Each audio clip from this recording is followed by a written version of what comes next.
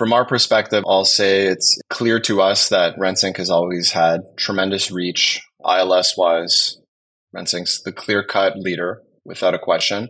They're able to get ads out to essentially every major ILS. Historically, that's something we've struggled with a bit. It's very challenging to keep up with all the different ILS sites and even marketing ourselves.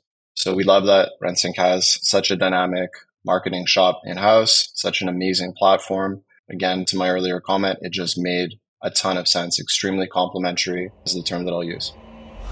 Hello, and welcome to Sink or Swim, a weekly podcast brought to you by Rentsync, where we take a deep dive into the PropTech, multifamily, and rental housing industry. In each episode, we uncover the technologies and strategies used to help overcome operational challenges and increase the value of your multifamily investments. So, let's get into our conversation today. Welcome to another episode of Sink or Swim, the podcast where we navigate the currents of the rental housing industry. I'm your host, Jonathan Margel, and today I have a very special group of people on the show. If you've been following us online, you may have already heard the announcement of Rentsync's merger with Building Stack, a Montreal-based company renowned for creating software for the next generation of property management. So joining me today to discuss this, I have two familiar guests. We have Michael Mottola, VP of Technology at Rentsync, along with Max Steinman, the CEO of Rentsync. Guys, thank you for joining us again. We are also joined by two new members of our Rentsync family, in Jonathan Margel, CEO of Building Stack, and Pablo Menghini, the COO of Building Stack. Gentlemen, welcome to your first podcast. Nice to be here. Thank you. I'm very excited that we're finally doing this. You know what? Before we start off with the questions, I really just want to say congratulations to you guys. This was a result of quite a lot of hard work, and all the success that comes from it is just really well deserved. So congrats, guys. This is really, really exciting. Thank you very much. It's a great fit. Let's start off with that then. So Pablo and Jonathan, maybe give us a little introduction of yourselves. Give the audience a little background on not only who you guys are, but Building Stack as well. My name is Jonathan Margel, background in property management and investment in real estate, more or less the only industry that I have experience in my life in. Dating back many years, about a decade, I found myself managing several thousand multifamily units and realizing the industry was more or less broken. Very old school, very paper and pen, needed a lot of help. Pablo, who's one of my childhood best friends, we would get together, vent, kind of be frustrated, and one thing led to another, and we decided to stop whatever we were doing and to begin our careers in PropTech. And I'm very happy we chose this industry. I'll jump in then. I'm Pablo Menghini. I'm one of the co-founders of Building Stack. Like Jonathan mentioned, I'd say maybe about 10 years ago, we decided to put our brains together and focus on real estate management. Ironically, we started in the hardware space. We thought wiring an entire apartment for several months was the solution that best fit the industry. But we really quickly realized that all the things we were excited about or all the features that we wanted to implement were on the software side related to communication between the property management. So we really quickly realized that didn't scale and pivoted to software. And then fast forward to today, we're really focused on the entire tenant lifecycle. But yeah, that's a little bit of how we got to where we were and how we got to where we are in a few sentences. Perfect. So I think then let's pivot to how we got to where we are now. This is open to everybody, but how did this collaboration between Rentsync and Building Stack come about? And what really led this decision to merge? So we've been a syndication partner for many years with Rentsync. Recently, as we started to evolve our platform and build out more and more marketing features, lease signature, CRM, we would have conversations with Max and the team about how could we take our partnership to the next level. I guess I'll say one thing led to another, some heavy flirting and discussing what would a strategic merger look like. And now we could say that we're very pleased that we're one giant company and the teams are one giant team. And we have a lot of exciting work to merge the platforms and to address the entire leasing and tenant life cycles. Yeah, I'd say we'd been in touch and thinking about this idea for quite some time, almost a couple of years, but timing is everything. And finally, we were able to realize it just in the last month here. But it was always on Rentsync's agenda to continue its product expansion. We say down funnel. The majority of the value of Rentsync products and services is in lead generation and marketing. And so, it was on our radar to eventually move into leasing, applications, leasing, and then eventually into the resident life cycle as well. So instead of having to go out and reinvent the wheel and build that all ourselves, there was this obvious fit here that has now come together really nicely. So Max, I'll stay on you for a little bit there when we talk about the resident life cycle and how we're trying to move down funnel as much as possible. I guess those would be like the main strategic goals behind this merger with Building Stack. Was that kind of on the forefront of why we want to do this, or were there maybe some more strategic goals behind this merger that you're open to divulging a little bit on this pod? Yeah, I mean, they're going too into the details because there's a lot of strategy, but there are some real obvious ones. Definitely product. As I sort of previously mentioned, it takes a lot of horsepower to build software, and it's not always easy to do that in any sort of profitable way and see a return for a very long time. So naturally, if you come across a great product offering and there's this opportunity and there's a team and cultural fit, then it's a good idea to look at that first. And so that's, how we approached it.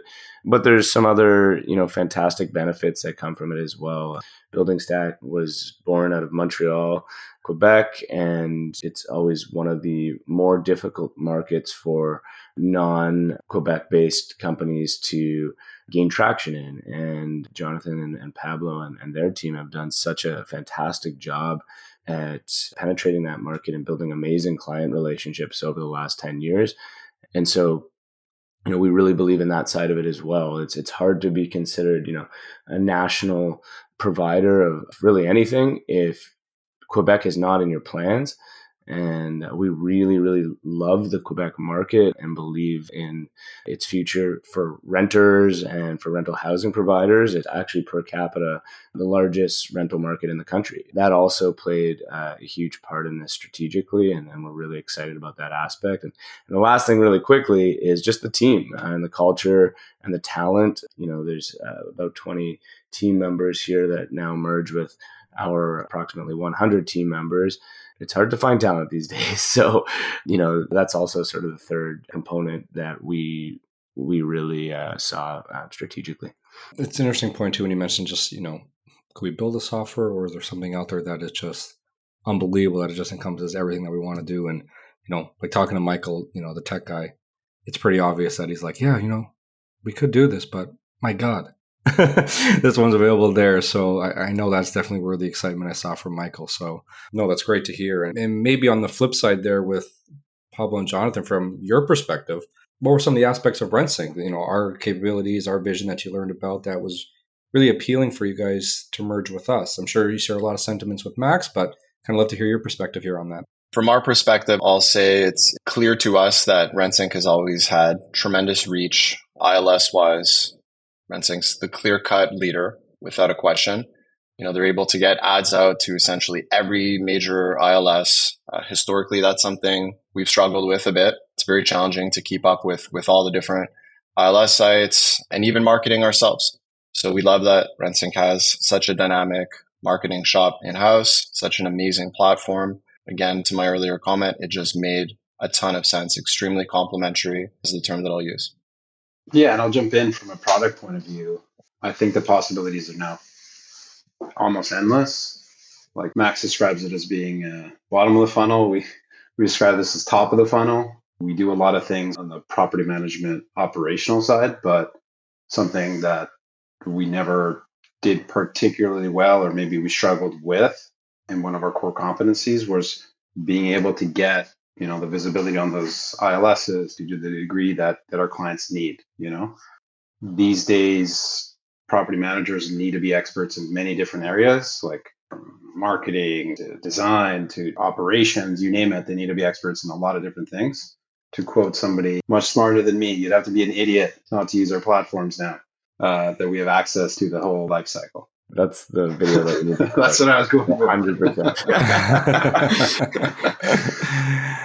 Okay, so looking through the press release, Max and Michael, you guys both mentioned significantly in there that Building Stack joining Rentsync's portfolio is really that real significant step. Could you maybe provide some insights into how this integration will enhance our services offered at Rentsync? both to potentially renters and landlords. And Michael, I'll let you start this one off. Well, first off, offering the entire list to lease funnel has been a goal of ours for some time now. Max mentioned that. That's kind of why we kind of looked at this strategic merger. And going even further into the resident lifecycle, something that we've always dreamed about, being able to help renters find their new home, to helping rental industry professionals navigate the leasing process, and then being there for both sides for the day-to-day, month-to-month rituals of being a resident and a tenant. That's powerful stuff. That's the software that we want to operate and deliver to our customers. Incredibly useful and functional tools for those owner operators, for property managers, renters. By combining forces and we are merging two great software platforms. We're merging two great technology stacks and two fantastic teams full of great talent. So this all translates into amazing product offering that we can deliver to our existing and new customers for many years to come. It's easy to see why this is going to be very valuable for us and our customers, and we're very excited about where this is going. So, Michael, in the next, I would assume, 6 months to a year, a lot of that is just learning how these two platforms talk to each other, getting the tech side of things. That's the kind of exciting thing for me to see is just, okay, now we've merged. Now we have to just kind of learn how to speak to each other more on the technical side of things and hash out those teams. I think that's almost one of the most exciting journeys to see is just like, hey, this is us, this is you guys, and let's really get the synergy together. I'm assuming that's kind of the next 6 months to a year over on the tech side of things. Yeah, that's where the fun begins. We've been talking about this for a while now, but now we got our tech teams together, introducing people, starting to talk about how, like you said, the two systems can talk to each other, how we can integrate, we can create that seamless user experience for our customers to navigate this full life cycle. And yeah, that's where we're going now, is talking, scoping out work, and making sure the teams all know and can learn from each other and can build together. And eating a lot of Montreal bagels. That's kind of the benefit there. Lots of food. Hey, food brings people together. That's how we started. Got the devs together with some great food, and now we're going to work away, work hard. The conversation, I'm sure, have been going really well, though, especially with good little breakfast around the table there. Yeah, it's been great. I mean, it's a nice cultural fit here between both companies, which is great to see. And that's how we can really hit the ground running here and build some really amazing stuff. Yeah, I assume that's kind of a big part of it as well. Like, when someone asks, just me, like my friends or family of working here, right? A lot of it's just like, well, we have such a good culture here that, not that we're protective over it, but we really value that. We're really proud of what we are in that aspect of things. So as an employee of Rentsync, the idea of merging with another company and bringing a large amount of staff over, it's kind of exciting because, we get to see what theirs is, compared to ours and see where we can find that middle ground. What's awesome about this merger is that it's not only for the CEOs and the COOs and VPs, right? This is something that's actually going to affect just every day-to-day of people who work at these respective companies. So the sentiment seems to be really excited for everybody involved. And, I definitely share in that. So Jonathan and Pablo, we'll hand this back to you then from Building Stack's side of things. How do you see your software really contributing to this all-encompassing list-to-lease solution? I know quite a bit about software already, but for those who don't, I think it would be really beneficial to kind of hear like, hey, we offer this, and this is something that we're excited to bring to the Rentsync side. Sure. So I think we sort of pick up the ball. Rentsync currently maybe drops it off and vice versa. I think that Rentsync's core competencies are really on making sure that you get the leads for your properties and you get that visibility. And, on the website side, they do great work.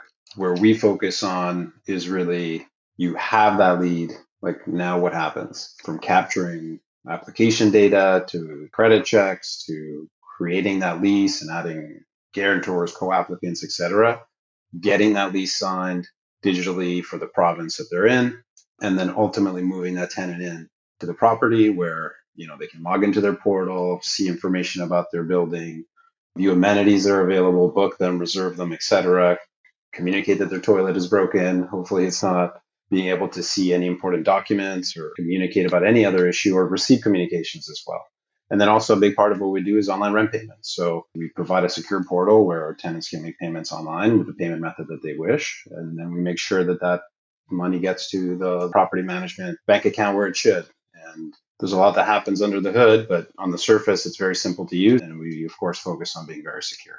So zooming out, marketing team, accounting teams, maintenance teams, et cetera, can now basically use one platform to handle many different aspects. we found that a lot of inefficiencies happen is when data needs to transfer from one place to another. So you need to have someone who's coordinating where data comes from one platform to another, and then you got to maintain those integrations, and that's expensive and it requires time and people. And we're really focusing on making sure that data goes all the way through. And then when they become a renter again, the cycle can start again. But ultimately, you're providing a phenomenal service for both property managers and tenants, of course. Like what you hear so far? Make sure you never miss an episode by clicking the subscribe button now. This podcast is made possible by listeners like you. Thank you for your support. Now let's get back to the show. So to jump off that a little bit then, kind of back to the Rentsync guys here, entering that lifecycle tech market, right, with stuff such as rent payments and really becoming that all-encompassing thing, does that really help Rentsync's broader strategy of whatever that may be? Like, what does that now allow? That if we are a all-encompassing list-to-lease solution, that must open some doors or, maybe different areas that we can go into that we've never really had that capability before. I think that's kind of an exciting thing. And if you guys want to dive into that, I think that would be really interesting. Yeah. So to Pablo's point, the seamlessness and the efficiency of, having one seamless end-to-end solution is definitely probably the biggest benefit, but a few other really important benefits to us, and which should eventually translate to the market and to our clients, is the reporting capability. I think that's something clients really have struggled with in our industry, particularly in Canada. Having the level of fragmentation we've had across, so many major ILS networks, and then there's quite a few players as well in the CRM leasing space, and then different accounting providers as well. I think the industry has needed to, for a little while, go through a period of consolidation. And there are benefits and drawbacks to that in every industry. But one of the definite benefits is just the reporting capabilities become a lot stronger, because you've got teams that are no longer just, hey, hopefully pie in the sky talking to each other about sending data around, but they're becoming one team. And so being able to report, truly on marketing expense, ROI, and on down to the lease level, or at every stage of the funnel, the application level, the lease level. And, you could go even further beyond that. There's a lot of excitement that comes from the reporting side. The other side, as many of our listeners know and our clients know, Rentsync has taken a real leadership position in data in Canada over the last couple of years. And that's really in conjunction with two entities, rentals.ca, of course, but also our partner, Urban Nation. And we've definitely become the leading source of data for the media. Just about everywhere you look, rentals.ca, Rent Report is being quoted in every major media publication every month. And, we do an amazing job. We definitely have the largest data set to report on, and it's become a huge issue, obviously, in Canada. But one area of weakness, admittedly, is beyond asking rents, right? Some of the deeper data sets out there that are more difficult to achieve when you're just an ILS. Without going into the details, this obviously opens up some really great opportunity for us to continue to educate renters, the housing industry, by leveraging potential aggregated or anonymized, of course, rental data like vacancy rates, churn rates. And we were kind of jamming on this the other day. The list could really go on in terms of what we can now pick and pull out of our two systems combined. So I'll leave it at that. Mike, do you have any other thoughts on that? Well, I think you covered all the bases there. I think it's just we want to always grow the business and solve real problems and build solutions and amazing service. And I think together we can do that. Just being able to offer that list to lease to resident lifecycle is just so important for us as a business, and it's a no-brainer to see how it fits into our overall strategy. And I think it just excites us to no end how far this merger can go and all the benefits and opportunities that exist within. I'll add a quick note to that. I think that, fast forward maybe a year or two, if we look back to now, I think a lot of clients will realize how much they're, driving with blinders on. I think the data element here is very important. I think that each maybe software on the market today is really focused on their little space, but, the insights you can gather is far more than the sum of their parts. I think being able to see that entire journey and what things actually cost and what your LTV for a tenant might be. There's a lot of things that we're going to be able to give our clients the tools to really see what's going on in their operation. Yeah, and for any clients or landlords, renters who are listening to this podcast, are there going to be any service interruptions? How are the next few months going to be on their side of things? Or, when people see this in the news, they probably wonder, well, what does that really mean for me? But to our current clients there, I'm assuming it's going to be a pretty smooth transition to begin, or anything they maybe need to know about as we begin this merger. So first off, there'll be no service interruptions between customers on both platforms. I mean, our goal is to make it seamless and smooth. We want to expand our offerings across the board to those customers. We got to do things one step at a time, make sure everything goes smoothly. Connecting our dev team's technologies, that's kind of mission one. Getting together where a customer can adopt both platforms seamlessly is our goal, obviously. So both platforms will live. Customers are unaffected for now, but will be ongoing communication with those customers as we transition and as we offer more services and combine some services as well. So I'll just add, for those who are potentially a little less familiar, like our listeners who are a little less familiar with Building Stack and its offering, like between Rentsync and Building Stack, there are several millions of rental units that are leveraging these platforms. These are highly utilized software applications in our space. And so, our first responsibility is to ensure that we have continuity. And, of course, when news like this gets announced, you get a lot of people reaching out, a lot of clients reaching out, and with perhaps some uncertainty, but I'll say for sure, like, there will be continuity. Nothing in the near term is going to change. We're looking more long-term at this and figuring out how we can lever both of our strengths to bring something significantly better to the market. Have no panic. Things are just going to get better, and we've got more resources now to lever on both sides. All right, guys, as we come to a close on the podcast today, we've covered over some really exciting things. I've had the pleasure of meeting Jonathan and Pablo already, and I can definitely see the excitement when we chat with them. I just want to make sure we say, welcome. We're really excited to have you there, and I can't wait for the things to come. And more importantly, just to learn from you guys, learn from your teams, and learn from what you guys bring to the industry. So I can't wait to get started. And I know from the Rentsync side of things, we can't wait to learn from you guys and kind of get under the hood of all this. So this is going to be a really amazing 2024. So we're really excited about that.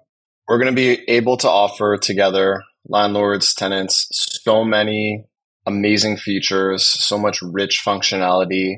These two platforms couldn't possibly fit better together if you wanted them to. We have a lot of exciting work around the corner.